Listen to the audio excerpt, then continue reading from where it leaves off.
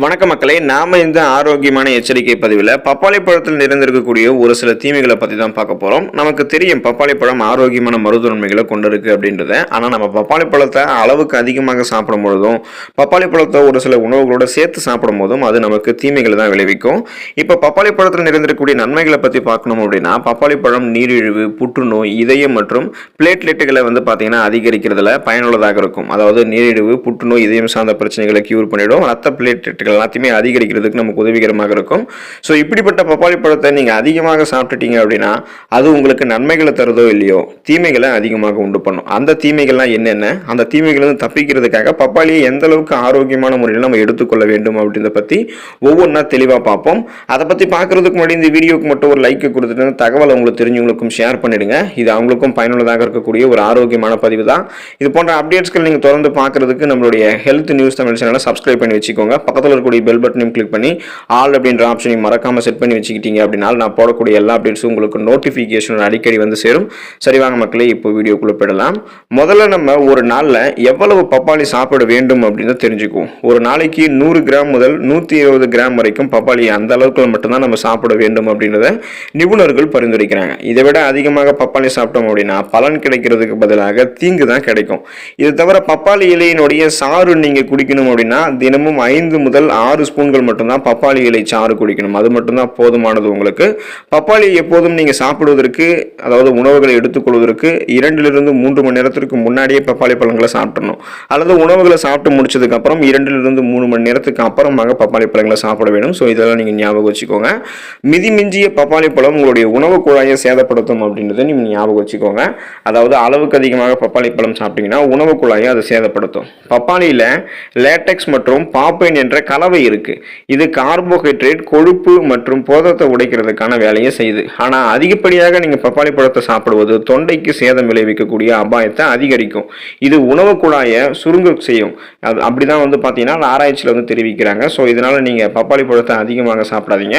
பப்பாளி பழத்தை நீங்க அதிகமாக சாப்பிட்டீங்கன்னா வயிற்றுப்போக்கு உங்களுக்கு ஏற்படலாம். பப்பாளியை அதிகமாக சாப்பிடுவது உடல் நலத்திற்கு கேடு. அதன் அதிகப்படியான நுகர்வு காரணமாக வயிற்றுப்போக்கு மற்றும் செரிமான அமைப்புக்கு சேதம் ஏற்படக்கூடிய அபாயம் இருக்கு. பப்பாளி பழத்தில் காணப்படக்கூடிய அதிகப்படியான ஃபைபர் என்று சொல்லக்கூடிய நார்சத்து உணவை வேகமாக செரிக்கிறதுக்கும் மலத்தை மென்மையாக்குறதுக்கும் மலமிளக்கியாகவும் செயல்படுது. ஆனால் நீங்க அதை அளவுக்கு அதிகமாக எடுத்துக்கொள்ளும் போது வயிற்றுப்போக்கை பப்பாளி உங்களுக்கு ஏற்படுத்திடும். சர்க்கரை நோய் மருந்துகளுடன் தவறுதலாக கூட பப்பாளி நீங்க சாப்பிடாதீங்க. நீங்க நீரிழிவு மருந்தை சாப்பிடுபவர்களாக இருந்தீங்க அப்படின்னா பப்பாளி பழம் சாப்பிடுவது உங்களுக்கு நல்லது கிடையாது. இதுக்கு காரணம் பப்பாளியில சர்க்கரை நோய் எதிர்ப்பு தன்மை இருக்கு. இது என்ன பண்ணும் அப்படின்னா ரத்த சர்க்கரை பிரச்சனைகளை இன்னும் உங்களுக்கு அதிகப்படுத்தக்கூடிய அபாயத்தை அதிகரிச்சிடும். அதனால நீங்க பப்பாளி பழத்தை பார்த்தீங்கன்னா சுகர் பேஷண்ட்ஸ்க்கான, நீங்க சுகர் பேஷண்ட்ஸா இருக்கீங்க, சுகர் பேஷண்ட்ஸ்க்கான அந்த மருந்துகள்லாம் எடுத்துட்டு இருக்கீங்க அப்படின்னா பப்பாளி பழத்தை நீங்க சாப்பிடாமல் இருக்கிறதே நல்லதுதான். குறிப்பாக பப்பாளி பழத்தை எந்தெந்த உணவுப் பொருட்களோட சேர்த்து சாப்பிடக்கூடாது அப்படின்றதையும் நம்ம தெரிஞ்சுக்குவோம். பப்பாளியையும் பால் பொருட்களையும் நீங்க ஒன்னா சேர்த்து சாப்பிடவே கூடாது. பால், தயிர், வெண்ணெய், பாலாடை கட்டி போன்ற எந்த வகையான பால் பொருட்களுடனும் நீங்கள் பப்பாளியை சேர்த்து சாப்பிடக்கூடாது. ஏன் அப்படின்னா பப்பாளியில் இருக்கக்கூடிய என்சைம்கள் பால் பொருட்களை ஜீரணிக்க ரொம்ப ரொம்ப கஷ்டப்படும். இதனால செரிமான அமைப்பு கடுமையாக நமக்கு பாதிக்கப்படும். மேலும் வாயு போன்ற பிரச்சனைகளையும் ஏற்படும். இதனால நீங்கள் பப்பாளி கூட பால் பொருட்களை எப்போதுமே சேர்த்து சாப்பிடாதீங்க. சாப்பிடுவதை தவிர்த்துக்கோங்க. சாப்பிடாமல் இருக்கிறது ரொம்ப ரொம்ப நல்லது. முட்டையையும் பப்பாளியும் சேர்த்து சாப்பிடக்கூடாது. பப்பாளி சாப்பிட்டதுக்கு அப்புறம் முட்டை ஒருபோதும் நீங்கள் சாப்பிடக்கூடாது. இதனால நீங்கள் மீறி பப்பாளி பழத்தோட முட்டையை சேர்த்து சாப்பிட்டீங்க அல்லது கொஞ்ச நேரம் கழிச்சு உடனே சாப்பிட்டீங்க அப்படின்னாலும் பல பிரச்சனைகளை நீங்க சந்திப்பீங்க. அதாவது மலச்சிக்கல், வாந்தி, அஜீரணம் போன்ற பிரச்சனைகள்லாம் உங்களுக்கு உண்டாகும். இதனால பப்பாளி பழத்தோட நீங்க முட்டையை சேர்த்து சாப்பிடக்கூடிய பழக்கத்தை வச்சிருக்கீங்க அப்படின்னா அந்த பழக்கத்தை நீங்க கைவிட்டு விடுவது ரொம்ப ரொம்ப நல்லது. ஏன்னா முட்டை பப்பாளியோட நீங்க சேர்த்து சாப்பிடும்போது கடுமையான செரிமானம் சார்ந்த பிரச்சனைகளை உங்களுக்கு ஏற்படுத்தும். சிட்ரஸ் பழங்களை நீங்க பப்பாளியோட சேர்த்து சாப்பிடக்கூடாது. ஆரஞ்சு பழம், எலுமிச்சை பழம், திராட்சை பழம் போன்ற சிட்ரஸ் அமிலங்கள் இருந்திருக்கக்கூடிய பழங்கள்ல உங்களுக்கு பாத்தீங்கன்னா நீங்க அது கூட பப்பாளியை சேர்த்து சாப்பிடக்கூடாது. ஏன் அப்படின்னா சிட்ரஸ் பழங்கள் மற்ற பப்பாளியில பாத்தீங்கன்னா உங்களுக்கு விட்டமின் சி நிறைந்திருக்கு. ஸோ சிட்ரஸ் பழங்களும் இந்த விட்டமின் சி நிறைந்திருக்கக்கூடிய பப்பாளியும் ஒன்றாக நீங்க சேர்த்து சாப்பிடும்போது அசிடிட்டி உங்களுக்கு அதிகமாயிடும். அசிடிட்டி அல்லது நெஞ்செரிச்சலை பாத்தீங்கன்னா இந்த சிட்ரஸ் பழங்களோட சேர்த்து சாப்பிடக்கூடிய பப்பாளி பழங்கள் உங்களுக்கு ஏற்படுத்தும். அப்படின்றதால இது மாதிரி நீங்க சிட்ரஸ் அமிலங்கள் நிறைந்திருக்கக்கூடிய பழங்களை பப்பாளி பழத்தோட சேர்த்து சாப்பிடக்கூடாது. அதிக புரதம் நிறைந்திருக்கக்கூடிய உணவுகள், ஸோ ஹை புரோட்டீன் இருக்கக்கூடிய ஃபுட்ஸை நீங்க பப்பாளி பழத்தோட சேர்த்து சாப்பிடக்கூடாது.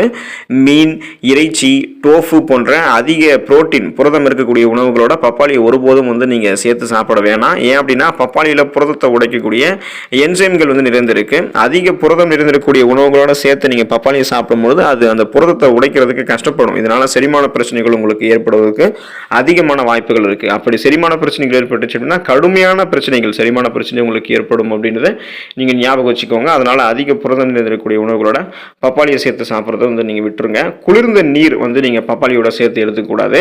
இப்போ ஒரு சிலருக்கெல்லாம் பப்பாளி பழம் சாப்பிட்ட உடனே வந்து நீர் குடிக்க வேண்டும் அப்படின்னு, தண்ணீர் குடிக்க வேண்டும் அப்படின்னு தோணும். அப்படி தோணுச்சு அப்படின்னா நீங்கள் சாதாரணமாக இருக்கக்கூடிய நார்மல் வாட்டர் அல்லது வந்து வெதுவெதுப்பான நீரை நீங்கள் எடுத்துக்கலாம். ஒருபோதும் குளிர்ந்த நீர் வந்து நீங்கள் குடிக்கக்கூடாது பப்பாளி சாப்பிட்ட உடனே. அப்படி நீங்கள் குடிச்சிங்க அப்படின்னா கடுமையான செரிமான பிரச்சனைகள் ஏற்படும். அது மட்டும் இல்லாமல் உங்களுடைய வளர்ச்சிதை மாற்றம் டைரெக்டாக உங்களுடைய மெட்டபாலிசம் வந்து பார்த்தீங்கன்னா பாதிக்கப்படும். ஸோ இதெல்லாம் நீங்கள் வந்து தெரிஞ்சுக்கிட்டு பப்பாளி பழங்களை வந்து சாப்பிட்றீங்க அப்படின்னா இது உங்களுக்கு ரொம்ப ரொம்ப நல்லது. நிபுணர்களுடைய கூற்றுப்படி பப்பாளியை வந்து நீங்கள் அதிக அளவில் சாப்பிட்றத தவிர்க்கணும். ஏன் அப்படின்னா பப்பாளியில் ஃபைபர் என்று சொல்லக்கூடிய நார்சத்து மற்றும் பப்பைன் போன்ற நொதிகள் இருக்கிறதால அளவுக்கு அதிகமாக நீங்கள் பப்பாளி பழங்களை சாப்பிட்டீங்க அப்படின்னா வயிற்று புறணியில் வந்து உங்களுக்கு எரிச்சல் அடையும், தளர்வான மலத்தை வந்து ஏற்படுத்தக்கூடிய போன்ற பல பிரச்சனைகளுக்கெல்லாம் பப்பாளி பழம் உங்களுக்கு வழிவகுத்துரும். இதனால நீங்கள் பப்பாளி பழத்தை இந்த உணவுகளோடு சேர்த்து சாப்பிடாதீங்க. குறிப்பாக பப்பாளி பழத்தை நீங்கள் அளவுக்கு அதிகமாக சாப்பிடாதீங்க. போதுமான அளவுக்கு நீங்கள் தாண்டக்கூடாது. குறைவான அளவே நீங்கள் பப்பாளி பழம் சாப்பிட்டீங்க அப்படின்னாலும் அதுவே உங்களுக்கு நல்லது கொடுக்கும். அதிக கொழுப்பு நிறைந்திருக்கக்கூடிய உணவுகளோட பப்பாளியை வந்து நீங்கள் எடுத்துக்கூடாது. எப்படி அதிக புரோட்டீன் என்று சொல்லக்கூடிய புரதம் நிறைந்திருக்கக்கூடிய உணவுகளோட நீங்கள் பப்பாளி சாப்பிடக்கூடாதோ அதே போல் அதிக கொழுப்பு சத்துக்கள் ஃபேட் நிறைந்திருக்கக்கூடிய உணவுகளோட பப்பாளியை நீங்கள் எடுத்துக்கொள்ளக்கூடாது. பப்பாளி பழம் ஒரு குறைந்த கொழுப்பு இருக்கக்கூடிய பழம். அதனால் அதிக கொழுப்பு இருக்கக்கூடிய உணவுகளோட பப்பாளியை நீங்கள் எடுத்துக்கொள்ளும் போது அஜீரணம் சார்ந்த பிரச்சனைகள்லாம் உங்களுக்கு ஏற்படும். கடுமையான செரிமானம் சார்ந்த பிரச்சனைகளுக்கெல்லாம் இந்த மாதிரி அதிக கொழுப்பு இருக்கக்கூடிய உணவுகளோட பப்பாளியை சேர்த்து சாப்பிட்டீங்க அப்படின்னா அது வழிவகுக்கும். அதனால் நீங்கள் அதிக கொழுப்பு நிறைந்திருக்கக்கூடிய அந்த ஃபேட் சத்து இருந்திருக்கக்கூடிய உணவுகளோட பப்பாளியை சேர்த்து சாப்பிடாதீங்க. காரணம் பப்பாளி ஒரு குறைந்த கொழுப்பு இருக்கக்கூடிய அதிக மருத்துவ நன்மைகளுக்கு தரக்கூடிய ஒரு பழம். ஸோ இதை நீங்கள் இந்த மாதிரி வந்து பார்த்தீங்கன்னா அதிக கொழுப்பு இருக்கக்கூடிய உணவுகளோட பப்பாளி பழத்தை சேர்த்து சாப்பிடாதீங்க. பப்பாளியை நீங்கள் அதிகமாக சேர்த்து சாப்பிடும்போது உங்களுக்கு இன்னும் நிறைய பக்க விளைவுகள் வந்து ஏற்படும். அதாவது தோல் எரிச்சல் வந்து ஏற்படும். உங்களுடைய சர்மங்கள்னு கிடையாது, உடல் முழுவதுமாகவே தோலில் வந்து உங்களுக்கு இட்ஜிங் இருக்கும், எரிச்சல் வந்து இருந்துகிட்டே இருக்கும். நீங்கள் அடிக்கடி சொரிந்துக்கிட்டே இருப்பீங்க. இதனால உங்களுடைய சருமத்தில் வந்து சிவப்பாக வந்து தோன்ற ஆரம்பிக்கும். தோல் எரிச்சல், கடுமையான தோல் எரிச்சல் உங்களுக்கு வந்து பப்பாளி பழத்தை நீங்கள் அதிகமாக சாப்பிட்டீங்க அப்படின்னா ஏற்படும். அதாவது அது உங்களுக்கு அலர்ஜி, ஒத்துக்காது. ஒரு சில பேருக்கலாம் அவங்கெல்லாம் நீங்கள் பப்பாளி பழத்தை அதிகமாக சாப்பிட்டீங்க அப்படின்னா தோல் எரிச்சல் ஏற்படும். ஒவ்வாமை எதிர்வினை இருக்கும். ஸோ அதுதான் அலர்ஜி. ஒரு சில பேருக்கெல்லாம் பப்பாளி ஒத்துக்காது. அவங்களாம் நீங்கள் பப்பாளி சாப்பிடாமல் இருக்கிறதே நல்லது தான். ஸோ ஆசைக்காக சாப்பிட்றேன்ட்டு போயிட்டு ஒவ்வாமை வந்து நீங்கள் ஏற்படுத்திக்காதீங்க. உங்களுக்கு ஒத்துக்கலை அப்படின்னா நீங்கள் அதை எடுத்துக்காமல் இருக்கிறதே நல்லது தான். பப்பாளி பழத்தை அதிகமாக வந்து எடுத்துக்கிட்டீங்க அப்படின்னா கருப்பை சுருக்கங்கள் உங்களுக்கு ஏற்படும். அதாவது கருச்சிதைவு ஏற்படக்கூடிய அபாயம் கூட இருக்கு. இதனால கர்ப்பிணிகள் வந்து பப்பாளி பழத்தை சாப்பிட்றீங்க அப்படின்னா மருத்துவர் அணுகி எடுத்துக்கலாமா எடுத்துக்க வேணாமா அப்படின்றத டாக்டருடைய பிரிஸ்கிரிப்ஷன் படி பண்ணுறது ரொம்ப ரொம்ப நல்லது. நீங்கள் வந்து எடுத்துக்காமல் இருக்கிறது ரொம்ப ரொம்ப நல்லது அப்படின்றத தெரிஞ்சுக்கோங்க. கரோட்டினிமியா என்று சொல்லக்கூடிய பாதிப்பு பப்பாளி பழத்தை நீங்கள் அதிகமாக சாப்பிடும்போது ஏற்படும். கரோட்டினிமியானா என்னன்னு பார்த்தீங்கன்னா தோலில் நிறமாற்றம் இருக்கும்.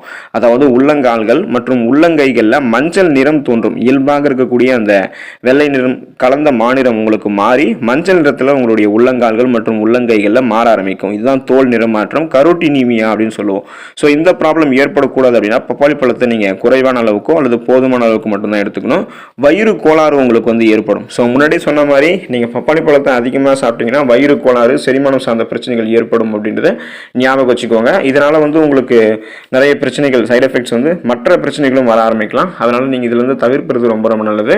சுவாசிக்கிறதுல சிரமம் அல்லது மூச்சு திணறல் பிரச்சனை, மூக்கடைப்பு போன்ற பிரச்சனை எல்லாம் பப்பாளி பழத்தை நீங்கள் அதிகமாக சாப்பிடும்போது உங்களுக்கு ஏற்படும். இப்போ பப்பாளி பழத்தை நீங்கள் சாப்பிட்டீங்க அப்படின்னா அதிகமாக எடுத்துக்கும் போது உங்களுக்கு அந்த ஆஸ்துமா பிரச்சனை எல்லாம் அதிகமாகிடும். சுவாசிக்கிறதுல சிரமம் ஏற்படும். பல பேருக்கு மூக்கடைப்பு இருக்கும். அப்புறம் வீசிங் ப்ராப்ளம் இருக்கிறவங்க, அந்த மூச்சு திணறல் அதாவது இருக்கிறவங்கலாம் பப்பாளி பழத்தை வந்து சாப்பிடாமல் இருக்கிறது நல்லது தான்.